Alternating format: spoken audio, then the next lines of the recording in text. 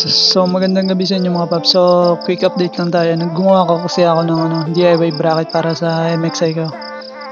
Kasi gusto ko itago yung MDL ko. Naglagay ako ng bracket. Gumawa ako yung bracket na pang relay. Pinagsama-sama ko lang. Gusto ko kasi nakatago eh.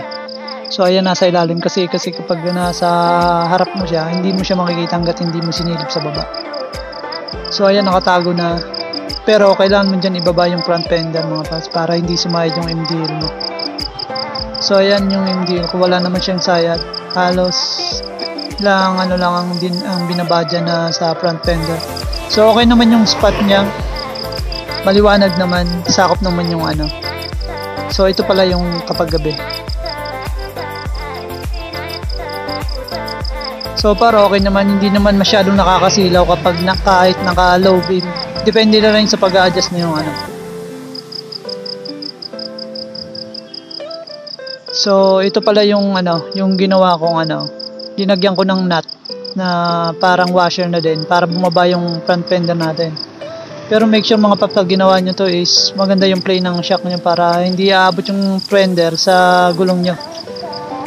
So okay naman, kasi naman yung kahit yung stock na bolts kasi may pa naman, may dulo pa naman. Makakapag-higpit pa rin siya sa sa T-post. So okay naman yung yung spot niya. Tingnan niyo sa paggabi. So ayan yung spot niya paggabi. Depende lang kung gusto niyo pa ipalawak masyado, parang patagilid niyo yung ilaw. So diba okay naman, hindi naman siya nakakasilaw. Sakop pa rin yung daan, okay naman. So ito pala yung dati kong na MDL na nakalagay. Dito sa visor ko nakalagay. So nagsawa na ako, may iba naman. Gusto ko kasi nakatago lang yung MDL ko para hindi nakikita. Lahat DIY lang to mga paps, hindi ito binila ng mga bracket or kung ano-ano. So ayan yung dati kong park light pala yan, yung puti. Tsaka yung ice blue, park light din yan. Nakaiwalay silang switch.